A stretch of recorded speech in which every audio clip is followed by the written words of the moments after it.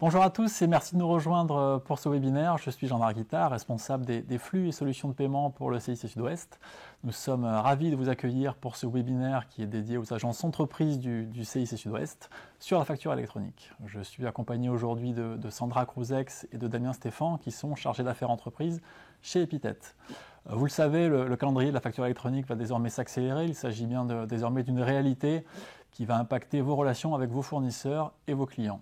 Nous allons donc vous rappeler au travers de ce webinaire d'environ 45 minutes le contexte et bien sûr vous présenter l'offre de notre groupe pour vous accompagner dans cette transformation. Au cours de ce webinaire, vous aurez accès à un chat. Je vous invite à poser vos questions sur ce chat et nous vous proposons d'y répondre à la fin de cette présentation. Je laisse désormais la main à Sandra et Damien pour la présentation de ce webinaire et je vous retrouve juste après. Bonjour à tous. Bonjour Damien. Bonjour Sandra. Nous allons évoquer ensemble le sujet de la facture électronique. Vous le savez sans doute, une réforme majeure va impacter toutes les entreprises dès 2026. Notre groupe, le Crédit Mutuel Alliance Fédérale, vous accompagne avec sa plateforme de dématérialisation partenaire vers une transition réussie. On va voir ensemble le contexte de la facturation électronique.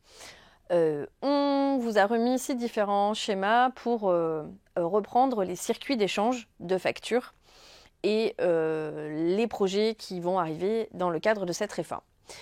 Aujourd'hui, vous êtes l'entreprise A, vous envoyez directement vos factures à l'entreprise B par mail ou par courrier, peu importe. En tout cas, les transmissions se font entre entreprises directement. Chacun va faire sa déclaration de TVA de son côté. Ça, c'est ce qui existe à aujourd'hui. Ce qui existe également, c'est déjà une intermédiation des échanges d'informations via des plateformes que les entreprises réceptrices auraient mis en place. Typiquement, ceux qui travaillent déjà avec Chorus, si l'entreprise B sur le schéma indiqué est une administration publique, vous avez déjà le principe d'aller déposer vos factures sur une plateforme pour que l'entreprise B la réceptionne au format attendu par ses outils internes. Pour autant, chacun continue à faire sa déclaration de TVA de son côté. Le but de la réforme étant de pré-remplir les informations pour vous proposer un adressage de TVA plus simple. Sur le schéma qui avait été préconisé dans le cadre de la réforme, c'était une intermédiation complète des échanges des documents de facture.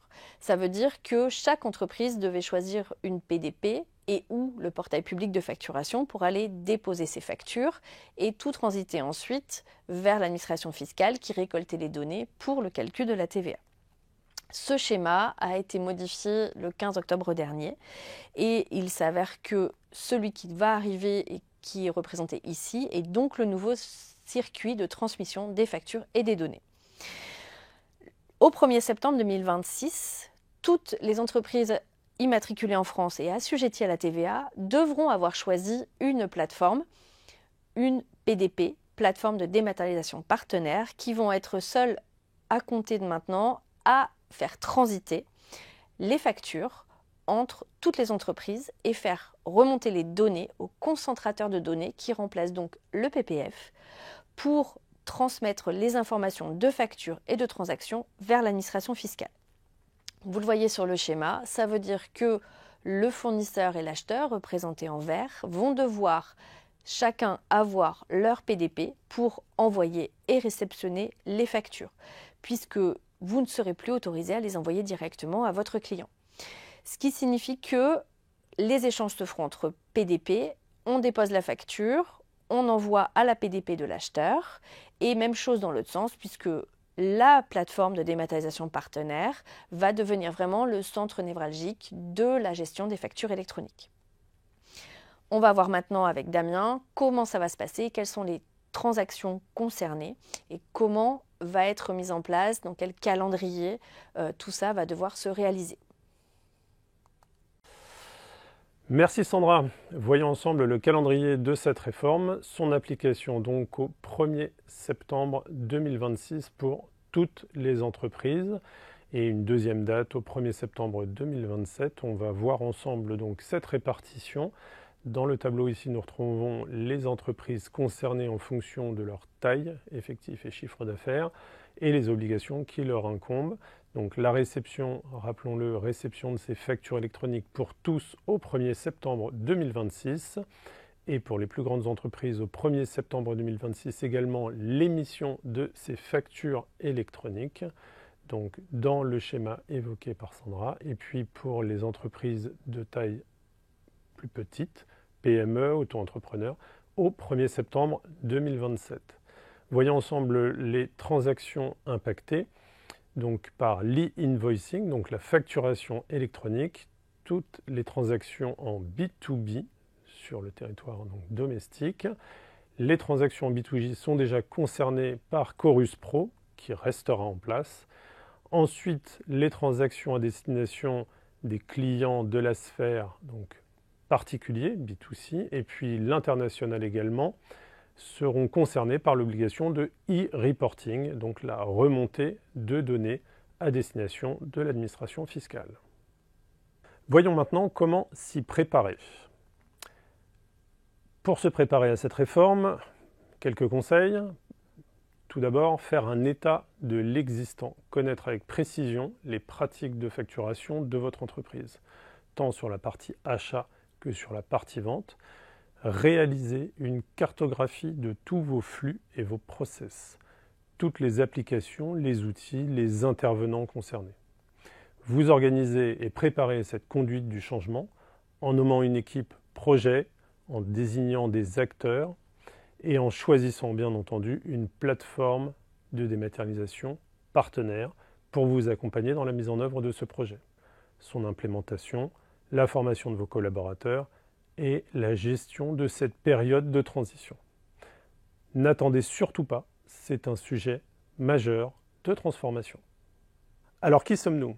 Notre groupe, Crédit Mutuel Alliance Fédérale, et ses marques emblématiques, Crédit Mutuel, CIC, BECM, plus de 70 000 collaborateurs à votre service. 62 milliards d'euros de fonds propres pour assurer la pérennité. Euroinformation, filiale technologique du groupe Crédit Mutuel Alliance Fédérale, avec plus de 6 000 développeurs et des capacités de traitement élevées. Des data centers détenus en France pour assurer la souveraineté et l'intimité numérique de vos données, tant pour vos données bancaires que vos données de facturation, avec les plus hauts niveaux de certification. Ainsi, la redondance, la résilience, la continuité de l'activité vous est garantie. Voyons maintenant comment se positionne notre groupe pour sa plateforme de dématérialisation partenaire avec Sandra. En effet, Damien, nous avons choisi de nous positionner en tant que PDP. Euroinformation, la filiale technologique du groupe Crédit Mutuel Alliance Fédérale, a donc choisi d'être PDP pour ses clients utilisateurs de notre solution de gestion de factures électroniques HBS e-Facture, mais également pour ses propres besoins. Ça veut dire qu'au sein du groupe, comme n'importe quelle entreprise, nous avons également des facturations clients et des facturations fournisseurs. Et donc, il n'était pas question pour nous d'utiliser une PDP externe. Donc, nous allons travailler avec notre propre solution. Nous allons également proposer nos services à nos filières d'affacturage qui vont pouvoir gérer leurs factures également par notre PDP. Euroinformation et Euroinformation Epithet sont présents au cœur de la réforme en étant participants au FNFE, au Forum national de la facture électronique, et auprès de la DGFiP pour travailler sur la transition vers la facture électronique. Euroinformation est donc la plateforme de dématérialisation partenaire et Epithet assure la commercialisation auprès des réseaux. Euroinformation a validé les exigences de la DGFiP grâce à ses certifications et vous le voyez ici, une liste non exhaustive d'avantages que nous avions déjà et que nous continuons à développer, notamment sur le fait que, encore une fois, nous sommes très attentifs à la façon dont on va protéger vos données personnelles et au respect de votre intimité numérique. Ça, c'est vraiment au cœur de notre système et très important pour nous. Nous sommes donc à 100% tiers de confiance et nous vous assurons un respect de toutes les données de facture qui vont être stockées sur nos data centers avec le même niveau de sécurité que toutes les factures que nous allons échanger dans le groupe. Donc la PDP proposée à nos clients est exactement la même que celle que nous allons utiliser pour nos facturations. On va bien sûr devoir étendre et on travaille sur la couverture fonctionnelle avec les exigences imposées par la DGFiP.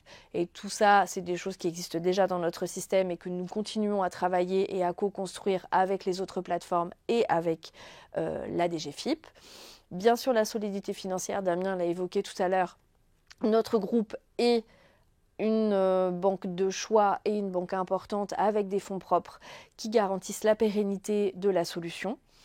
Et encore une fois, on est participant au projet de réforme à 100% et nous sommes très présents puisqu'on est aussi intégré à la phase pilote qui va lancer les tests à compter de début 2025 pour voir avec la DGFiP comment échanger les informations entre les différentes PDP, tester les connexions à l'annuaire et vous proposer quelque chose qui sera à 100% en place au 1er septembre 2026. Voyons maintenant nos offres pour répondre à cette réforme. HBS PDP Connect et HBS e-Facture. HBS PDP Connect permet d'interfacer le système d'information de votre entreprise et la plateforme des dématérialisations partenaires. De son côté, HBS e-Facture ajoute le volet logiciel vous permettant de construire et d'interpréter les factures électroniques. Voici quelques fonctionnalités d'HBS PDP Connect. La gestion du cycle de vie complet de vos factures et la totalité des flux entrants et sortants en provenance et à destination des autres plateformes. HBS e-Facture est la suite logicielle avec de nombreux services à valeur ajoutée, tels que la précomptabilisation de ces factures, les règlements embarqués et les solutions de financement à court terme d'ici peu. Voyons maintenant dans le détail ces deux fonctionnalités.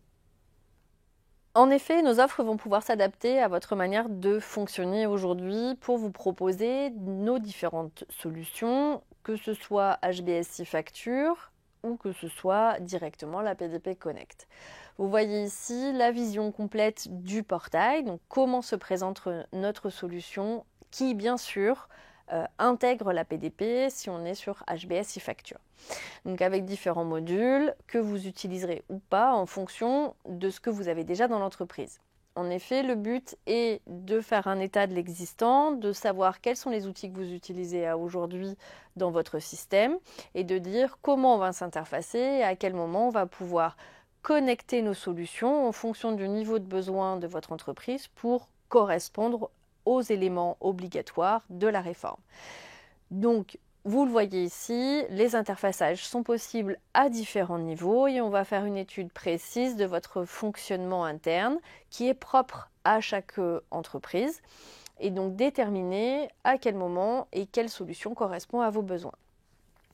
Là, vous pouvez déjà avoir bien entendu déjà un logiciel métier, déjà un système de facturation, déjà un système comptable et donc à voir quels sont les types d'échanges de flux qu'on va pouvoir déterminer pour vous mettre en conformité avec la réforme demain. Vous le voyez sur le tableau, peu importe le type de logiciel que vous avez, on va étudier 4 grandes parties, la gestion de vos contreparties, la gestion des factures, bien entendu les échanges de statut puisque ça c'est des choses qui seront nécessaires dans le cadre de la réforme demain et comment vous comptabilisez tout ça. Que ce soit sur la facture fournisseur ou la facture client, on va pouvoir procéder à différents échanges d'informations entre votre système interne et le nôtre et voir comment demain ça sera poussé dans le cadre de la réforme. Ça, c'est ce que nous faisons lors de rendez-vous personnalisés en étudiant votre système et votre manière de travailler. Alors, pourquoi nous choisir ? En optant pour nos solutions, vous garantissez d'être 100% conforme à la réglementation aujourd'hui et d'ici 2026 dans le cadre de la réforme de la facture électronique. Nous choisir, c'est également vous assurer d'un accompagnement personnalisé, global et qui va durer, puisqu'on sera présent à vos côtés dans la mise en place du projet en amont, lors de l'installation avec un accompagnement spécifique sur les paramétrages et sur la formation de vos équipes si besoin. Et ensuite, on va bien sûr suivre l'intégralité de la mise en œuvre en monitorant vos flux et en essayant de suivre toutes les phases d'installation et d'échange d'informations avec nos solutions. Damien, peux-tu nous synthétiser les avantages de nos solutions, s'il te plaît ? Les atouts de nos solutions, repris ici sur 3 axes, sécurité, agilité, adaptabilité, qui résument l'ADN de nos offres. Notre groupe, Crédit Mutuel Alliance Fédérale, se positionne en véritable tiers de confiance pour assurer la protection, l'intimité numérique de vos données de facturation, comme nous le faisons déjà pour vos données bancaires. L'agilité en proposant des solutions en mode SaaS avec authentification forte pour garantir à la fois la sécurité. L'adaptabilité en restant interfaçable avec l'ensemble des logiciels déjà en place dans vos entreprises, interopérables pour échanger avec tous les acteurs dans ces circuits d'échange. Merci à tous pour votre écoute. Vous l'avez bien compris, nous sommes sur des flux, des données, de la confidentialité, de la sécurité. Et tout ça, ce sont bien des domaines qui sont au cœur de notre métier de banquier et donc au cœur de notre savoir-faire. Voilà, je vous propose désormais que nous répondions à vos premières questions.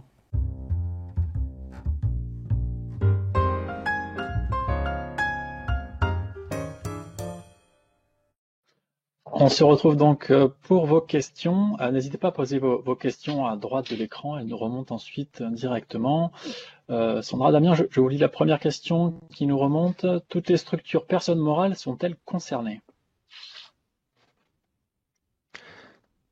Sandra, je vais prendre cette question. Alors, toutes les personnes morales donc assujetties à la TVA sont concernées, donc du petit auto-entrepreneur jusqu'aux plus grandes structures. Donc, ça concerne évidemment donc les holdings, les SCI, donc toutes les personnes morales sont bien dans le champ d'application de cette réforme. Est-ce qu'on a d'autres questions, Jean-Marc? Une qui arrive. Peut-on émettre et recevoir des factures étrangères? Sandra, peut-être si tu veux la prendre. On ne t'entend pas. Oui, effectivement, on peut émettre et recevoir de la facture étrangère avec notre système, en sachant que ça ne rentre pas dans le cadre de la réforme, puisque les factures concernées sont franco-françaises. Cela étant, on est en capacité de traiter l'émission et la réception de factures étrangères pour pouvoir notamment gérer de toute façon la déclaration de TVA auprès de l'administration fiscale qui sera sous un flux un peu différent, ce qu'on a évoqué lors du webinaire, qui est un flux allégé qui s'appelle le e-reporting, mais qui doit bien remonter toujours à l'administration fiscale. Je ne sais pas s'il y a d'autres questions qui arrivent. Ça arrive un petit peu au compte-gouttes. Les déclarations de TVA seront-elles toujours déclarées sur impôts.gouv? Je te laisse prendre la main, Damien. Oui, volontiers. Alors concrètement, pour l'heure, on n'a pas de date précise sur le schéma de pré-déclaration, mais l'objectif dans cette réforme tourne beaucoup, évidemment, vous l'avez compris, autour de la TVA et l'objectif en cible, c'est de pré-remplir les déclarations de TVA, donc à destination des entreprises qui n'auront plus qu'à les modifier éventuellement et les valider, un petit peu à l'instar de ce que l'on retrouve sur les déclarations de revenus. Donc c'est bien l'objectif. En revanche, la date d'application précise, on n'a pas encore les modalités et les dates en tête. La réforme passera sans doute d'abord et seulement ensuite le pré-remplissage de ces déclarations. Est-ce qu'on a d'autres questions, Jean-Marc? Je vais vous lire celle qui vient d'arriver. Y a-t-il un projet d'harmonisation au niveau européen? Tout à fait. Et effectivement, c'est vrai que la France, on est encore un peu dans les derniers à aller sur cette facture électronique. Ça existe déjà dans d'autres pays européens. Et il a été voté en fin d'année 2024 un projet qui s'appelle VIDA et qui va mettre en musique, on va dire, l'harmonisation et les remontées de TVA au sein d'une plateforme commune. Ce qui veut dire que les plateformes nationales vont pouvoir communiquer les informations au sein de la plateforme européenne pour toujours, dans l'optimisation du traitement de la TVA, pouvoir précalculer et, on l'a compris un peu en sous-marin, vérifier les données de TVA facture par facture. Et donc ça sera accessible via cette plateforme européenne. Donc tout ce qui sera dans le champ de la TVA intracommunautaire cette fois-ci. Donc ça, c'est le premier étage, c'est le niveau national. Et deuxième étage à venir, d'ici 2030, la plateforme européenne. J'espère que nos réponses sont claires. N'hésitez pas à nous relancer si jamais il vous manque des informations. Combien de temps faut-il compter pour la mise en place effective de la solution? Damien? Alors ça, clairement, ça va dépendre en fait de l'organisation de chacune des entreprises. On va avoir des configurations dans lesquelles nos clients peuvent démarrer de façon immédiate. On met en place la solution et c'est immédiat. En revanche, on a un certain nombre de clients, et vous en faites peut-être partie, qui sont déjà organisés avec, on va appeler ça des workflows un petit peu, voilà, un petit peu conséquents, des habitudes, des process, plusieurs services impactés, des logiciels déjà en place, etc., etc. Et donc là, dans cette configuration-là, on va plus travailler en fait conjointement, un petit peu en mode projet, c'est-à-dire déjà procéder à une étude de l'existant, des besoins, voir un petit peu qui fait quoi dans l'entreprise et donc quel chemin en fait suivent les factures à la fois entrantes et sortantes. Et puis à ce moment-là, procéder à de l'interfaçage, le cas échéant. Et puis cet interfaçage, il se fait également à travers de liaisons pour automatiser si besoin. L'idée à nouveau, c'est d'apporter la valeur ajoutée nécessaire juste aux endroits où c'est profitable pour nos entreprises sans venir chambouler justement toute l'organisation préexistante. Donc la réponse, en fait, ça va être soit de façon immédiate, très très rapide, avec une prise en main de suite par les entreprises, soit en construction donc en mode projet, et en quelques semaines, on détermine exactement ce qui est nécessaire, on le met en place et on passe en production. Alors, dans tous les cas, on vous invite à être en amont sur ces sujets-là, à aller vous en préoccuper le plus tôt possible, parce que dans certains cas, vous l'aurez compris, ça demandera un petit peu plus de travail collaboratif avec nos équipes. Et on a évidemment plus de temps aujourd'hui qu'on en aura à la veille de la mise en œuvre de cette réforme, puisqu'il y aura un effet entonnoir, vous l'imaginez. On a d'autres questions. Alors Sandra, quel est le fonctionnement entre une entreprise et un particulier? Oui, on a effectivement souvent cette question-là. Ce qu'il faut avoir en tête dans le cadre de la réforme, et la bonne question à se poser, c'est est-ce qu'il y a de la TVA ou pas? Quoi qu'il arrive, même si votre TVA est à zéro, ça veut dire qu'il y a un flux d'informations qui va devoir remonter à l'administration fiscale, que ce soit sur une facture ou lors d'un encaissement en direct dans un commerce de proximité, par exemple. Donc le principe est de dire que si c'est une facture à part entière, on va aller chercher à l'intérieur de cette facture les données de facture et on va générer le flux d'informations nécessaires à l'envoi des informations à l'administration fiscale. Donc ça pose pas tellement de problème. C'est bien l'APDP qui va ventiler l'envoi de la facture par mail ou par courrier, puisque bien entendu que le particulier, il n'aura pas de plateforme pour la récupérer, mais ce mode d'envoi va perdurer. Et dans un autre flux, on va envoyer les informations nécessaires au calcul de la TVA à l'administration fiscale. Donc ça, c'est vraiment un double flux sur la facture. En ce qui concerne les commerces de proximité qui vont avoir une boutique avec une caisse, très souvent sur cette caisse, vous allez avoir une information qui s'appelle le ticket Z, que vous allez sortir régulièrement, qui fait office d'informations pour remonter de la TVA auprès de la DGFiP. Donc ce ticket Z remontera sur la PDP, c'est bien la PDP qui transférera les informations du nombre de transactions, la typologie de la TVA, la ventilation de la TVA en fonction des taux que vous avez pratiqués. Et cette information sera envoyée toujours en passant de la PDP jusqu'à l'administration fiscale. Donc quoi qu'il arrive, s'il y a de la TVA sur une transaction, ça doit remonter à l'administration fiscale. C'est ce qui est important de retenir. J'espère que ça vous convient, les réponses, n'hésitez pas. On a une question. Vous garantissez la conservation des factures 10 ans, même si nous ne sommes plus clients bancaires? Alors oui, c'est bien le cas. On l'a évoqué à travers ce webinaire, un archivage, un horodatage donc des différentes opérations, de tout ce qu'on appelle le dossier facture, c'est-à-dire à la fois la facture, mais toutes les composantes. On peut loger dans ces dossiers beaucoup d'éléments. Ça va du bon de commande, de vos conditions générales, ça peut être des plans, ça peut être plein de choses. En fait, on va donc constituer ce qu'on appelle une piste d'audit fiable. Et donc, on va permettre à nos clients de disposer de ces données pendant une période de 10 ans. Alors, la question, évidemment, c'est si jamais demain vous vous fâchez avec votre banque ou si la solution ne convenait plus, est-ce que ces données sont néanmoins conservées? C'est bien le cas, soit à travers votre environnement bancaire, soit à travers un environnement dédié qu'on maintient à votre disposition donc pendant toute la durée d'archivage et de conservation. Donc, les 10 ans sont garantis, quoi qu'il arrive. Donc. On a une autre question. Est-ce qu'il y aura un reporting avec la déclaration de TVA que fait actuellement nos comptables, donc que font actuellement nos comptables entre les outils et les outils comptables? En gros, le reporting, comment il va être établi entre les outils et les outils comptables, si je comprends bien la question. Sandra, je te laisse. Oui, si tu veux, pas de problème. Donc, alors, là, il y a plusieurs notions un peu qui se mélangent dans cette question. Le reporting, il va être fait facture par facture pour aller alimenter, comme l'expliquait Damien tout à l'heure, un pré-remplissage de TVA. Ça veut dire que l'administration fiscale aura demain, dans le cadre des échanges, vos factures fournisseurs d'un côté, vos factures clients de l'autre. Donc, ils vont faire un plus-moins que vous aurez simplement à valider en fin de période pour pouvoir vraiment déclencher le prélèvement de la TVA. Donc, le cadencement, a priori, ne sera pas modifié. Si vous êtes au mois, ça sera au mois. Si vous êtes au trimestre, ça restera au trimestre.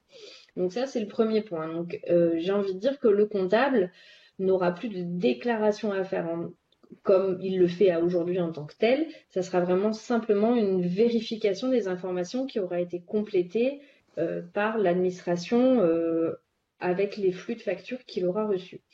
Forcément à compléter s'il y a des choses à côté avec du reporting pour les particuliers ou avec des données des factures étrangères. Mais normalement, encore une fois, l'administration fiscale aura l'intégralité des informations. Donc ça, c'est le premier point qui est vraiment relié à la TVA, aux déclarations de TVA en tant que telles. Ensuite, notre système peut bien sûr aller alimenter des outils comptables via un module qui a été développé à l'intérieur de notre solution et qui va permettre de préparer les écritures comptables facture par facture en fonction de votre plan comptable. Donc ça, soit vous le faites dans nos outils, soit le comptable peut aussi récupérer la main dessus si c'est un expert comptable externe. Donc il y a plein de choses qui existent, plein de modes de fonctionnement qui existent. Donc ça, c'est ce qu'on voit lors de rendez-vous personnalisés en fonction des outils que vous avez aujourd'hui, de la façon dont vous travaillez. Qu'est-ce qui, à l'intérieur de notre solution, peut vous rendre service et peut vous aider non seulement à rentrer dans le cadre de la réforme, mais aussi à optimiser les process et à gagner du temps. Demain, c'est un peu le but aussi de la facture électronique. J'espère que c'est clair pour vous, parce que c'est qu'il y a beaucoup de notions dans cette question. Elodie, n'hésitez pas si vous avez besoin de compléments. Nous sommes à disposition. C'est pas simple, tous ces échanges de flux. Est-ce qu'on a d'autres questions? Oui, alors, est-ce qu'on peut apporter des précisions concernant l'annuaire?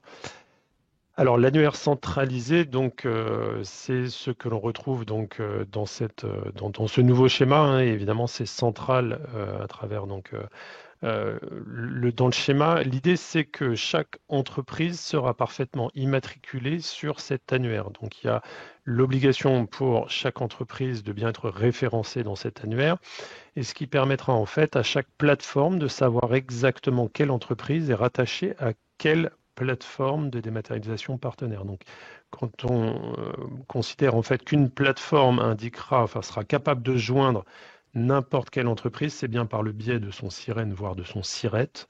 On peut rentrer un peu dans le détail, ça va un peu plus loin que simplement le SIREN ou le SIRET si besoin, quand on a des structures un peu avec différents services, etc. On peut le piloter également, mais c'est bien cet annuaire centralisé qui permettra à chacune des plateformes d'atteindre la contrepartie en fait et de faire la jonction, et notamment à la fois donc dans le traitement et dans le circuit d'échange de la facture, mais également des statuts comme on a pu le voir tout à l'heure. Est-ce que ça répond à la question? En sachant que cet annuaire, il devra bien être complété avant le 1er septembre 2026. C'est pour ça qu'on dit que tout le monde doit avoir pris sa décision à ce moment-là, puisque tout le monde devrait être identifié avant la date de mise en place de la réforme. Une autre question, on entend parler tiers de confiance, ça veut dire quoi, s'il vous plaît? C'est vrai que c'est un argument qui revient souvent. Donc tiers de confiance, ça veut dire que non seulement on a l'agrément via la PDP de l'administration fiscale, ça veut dire qu'on vous garantit d'avoir des flux normés et correspondant aux attentes de la réforme. On a bien entendu validé le fait que nous avons un certain niveau de sécurité, et quand on dit tiers de confiance, c'est vraiment dans ce cadre-là, puisque le groupe Crédit Mutuel CIC au sein, grâce à la filière Euro-Information qui porte donc cette PDP et qui assure l'intégralité des développements informatiques, on vous assure de garantir votre intimité numérique. Ça, c'est très important pour nous. On a une solidité et une pérennité de notre entreprise qui n'est pas neutre dans le cadre de ces données de facturation. On estime que c'est vraiment des choses qui sont sensibles pour vous et on vous garantit que vos données seront hébergées sur des serveurs sécurisés qui sont tous basés en France avec le respect complet des règles de stockage de la RGPD, avec des serveurs qui sont redondants jusqu'à plusieurs fois sur différents sites. Et en plus, bien entendu, que jamais de la vie, on ira vendre vos données de facture à l'extérieur, comme pourraient le faire d'autres plateformes. Ce n'est pas du tout notre cas. En complément de ce qu'on vous a présenté tout à l'heure, c'est aussi de dire, on le remet en avant, mais la plateforme de dématérialisation partenaire qui a été créée, c'est pour nos clients bien entendu qui utilisent déjà notre solution aujourd'hui, mais c'est aussi pour nos propres besoins puisque nous sommes une entreprise à part entière et on gère aussi de la facture fournisseur et de la facture client. Il n'était pas question pour nous d'aller les stocker ailleurs que sur nos propres data centers. Donc réellement, les services que vous aurez à disposition seront les mêmes qui seront utilisés au sein du groupe de la banque. Donc ça, c'est quand même important. Et sur les 3 nouveaux data centers que nous avons mis en route il y a très peu de temps, qui sont basés aux alentours de Dijon, nous avons obtenu vraiment les plus hauts labels en termes de sécurité. Donc ça vous garantit vraiment une sécurité, une pérennité de vos données. Voilà, j'espère que ça répond également à la question. Je te laisse reprendre la main. Ouais, on a une question sur PDP Connect. Est-ce que c'est un API de connexion entre le SI, donc des ERP de nos clients, et notre solution? Alors, quand on parle de PDP Connect, vous l'avez compris, en fait, dans le schéma, il y a 2 obligations, en fait. C'est vraiment, donc, dans cette réforme, il y a à la fois la capacité de fabriquer et de traiter de la facture électronique. Donc là, on est plus sur un volet logiciel. Et on a la partie circuit d'échange, où là, on va beaucoup plus être sur un schéma de communication, en fait, une sorte de tuyauterie, hein, concrètement, pour atteindre, à travers la PDP, donc l'administration et bien sûr la contrepartie, votre client. Derrière tout ça, là, quand on parle de PDP Connect, c'est vraiment l'offre sur laquelle on va être en capacité de pousser des factures dans ce flux d'échange, dans ce circuit d'échange. API, c'est un fonctionnement en fait pour échanger de la donnée. Donc les API, on en parle beaucoup. Effectivement, c'est une sorte de façon d'échanger en quelque sorte, hein, si on veut simplifier.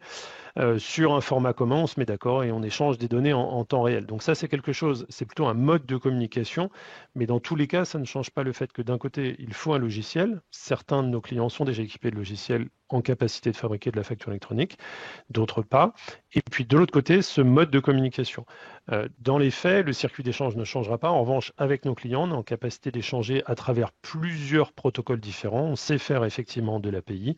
On sait travailler à travers des flux d'échange avec des formats bien définis sur différents types de connexions. On parle de liaison SFTP, de FTPS, d'API, d'AS4, etc., etc. On a plusieurs possibilités, on va dire, pour capter les données et échanger de la donnée avec les systèmes d'information de nos clients. Donc ça, on rentre effectivement au cas par cas avec nos clients dans ces schémas et on regarde ce qui est le plus efficace, le plus pertinent en fait en fonction des besoins.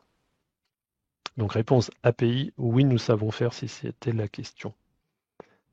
Est-ce qu'on a d'autres questions? Alors Sandra, que doit-on préparer avant de prendre un premier rendez-vous avec nos équipes? Quelles questions doit-on se poser? Alors en fait, pour ça, on a aussi des outils, nous, hein, faut pas hésiter à revenir vers votre chargé d'affaires. On a un petit bilan qui va vous permettre déjà de faire un point sur quels outils vous utilisez dans l'entreprise. Donc ça peut être un ERP métier, ça peut être un logiciel de gestion commerciale, ça peut être un outil de facturation, un logiciel comptable. Et en fait, on va s'attacher à déterminer comment vous traitez la facture fournisseur et comment vous traitez la facture client. Ensuite, comment vous les basculez en compta et comment vous enregistrez et où vous réalisez les règlements.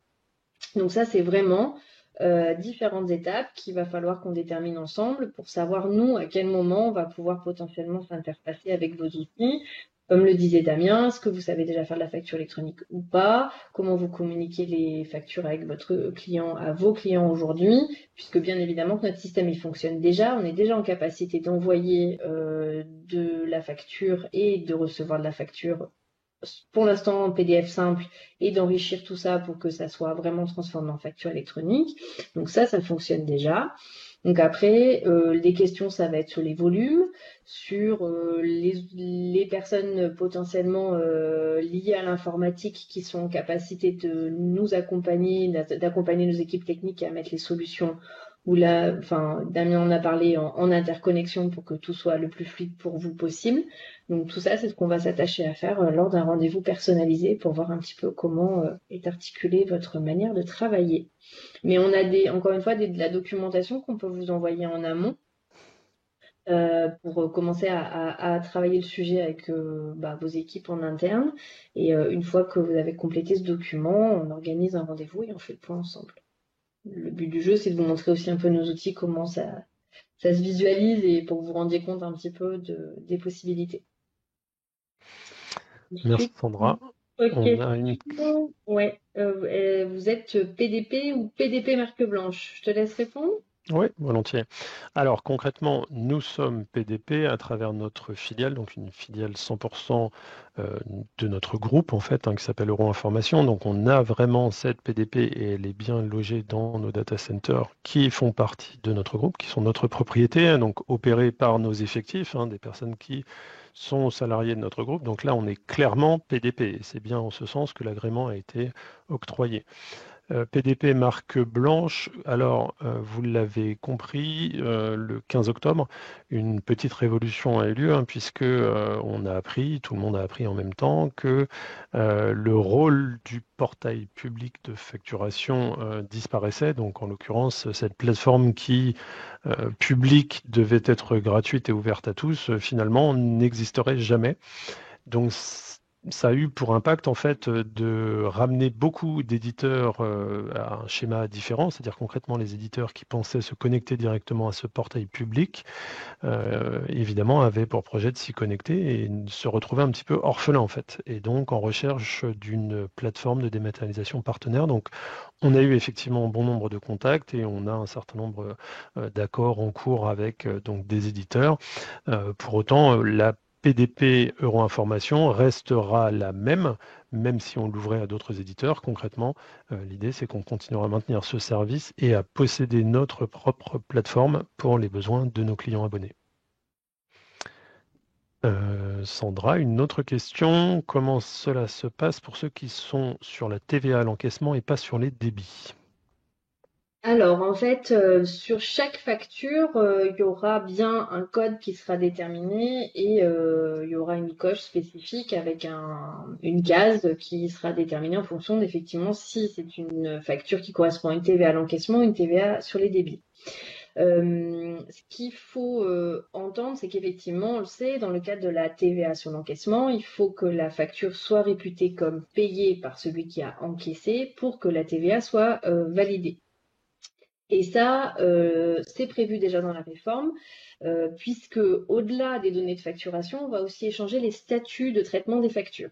Ça veut dire qu'aujourd'hui, pour ceux qui travaillent déjà un petit peu avec Chorus Pro, vous savez que quand vous avez déposé une facture, vous avez le suivi qui vous est remonté. Ça veut dire que vous savez si elle a été reçue, si elle a été validée, si elle a été mise en paiement et si elle a été payée.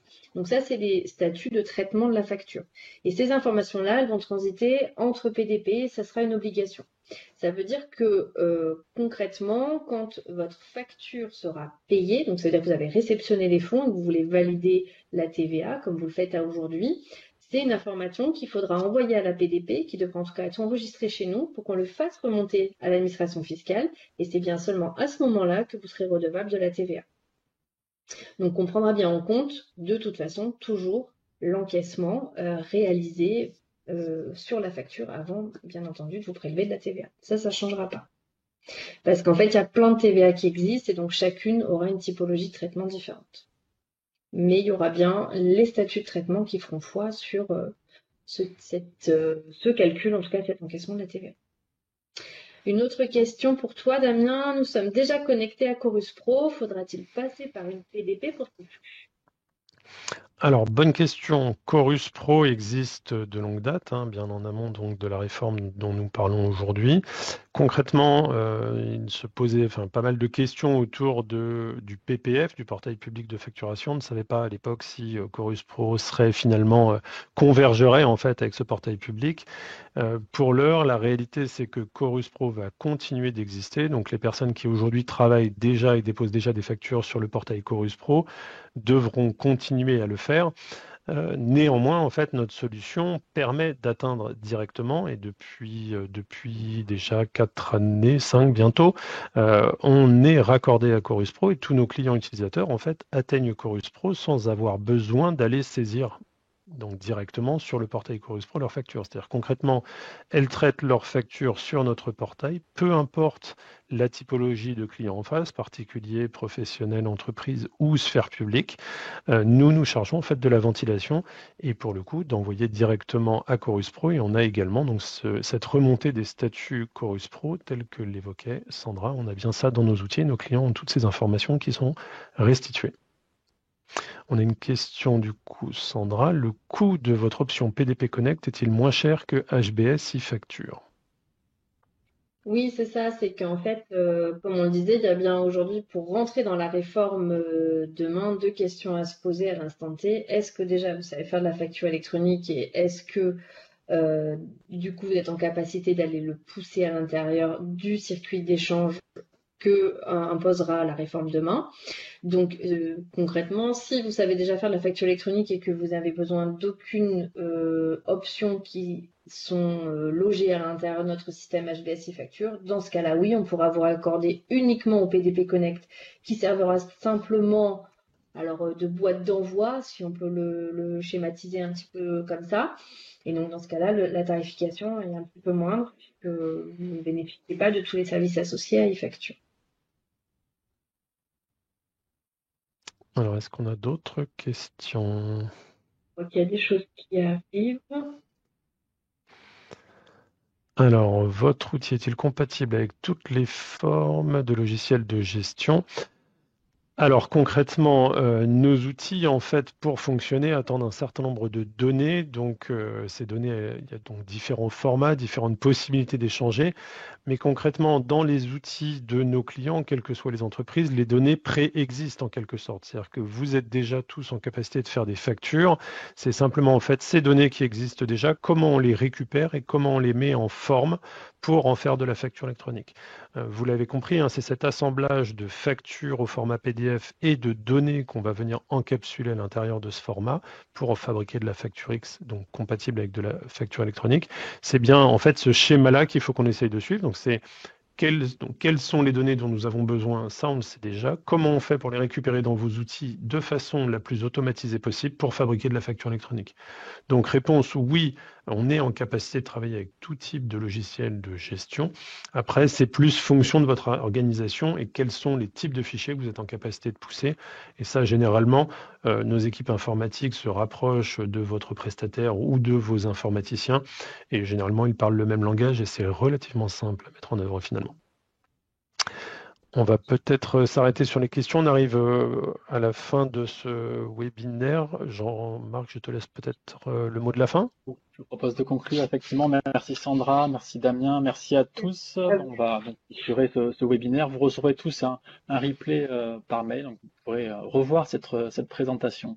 Vous l'avez compris, donc ce sujet de l'actualité, c'est une réforme qui est à mettre en place dès aujourd'hui. Et cette transformation nécessite d'être accompagnée.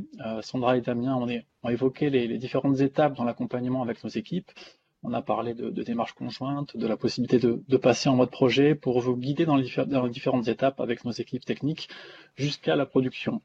Donc cela passe bien sûr par des rendez-vous personnalisés. Donc nous restons à votre écoute et à votre disposition. N'hésitez pas à revenir vers vos chargés d'affaires. Nous viendrons vous rencontrer pour évoquer vos différents projets avec les chargés d'affaires flux du CIC Sud-Ouest et les chargés d'affaires d'Epitest. Voilà, je vous souhaite à tous une bonne après-midi, par avance un bon week-end et je l'espère à très bientôt.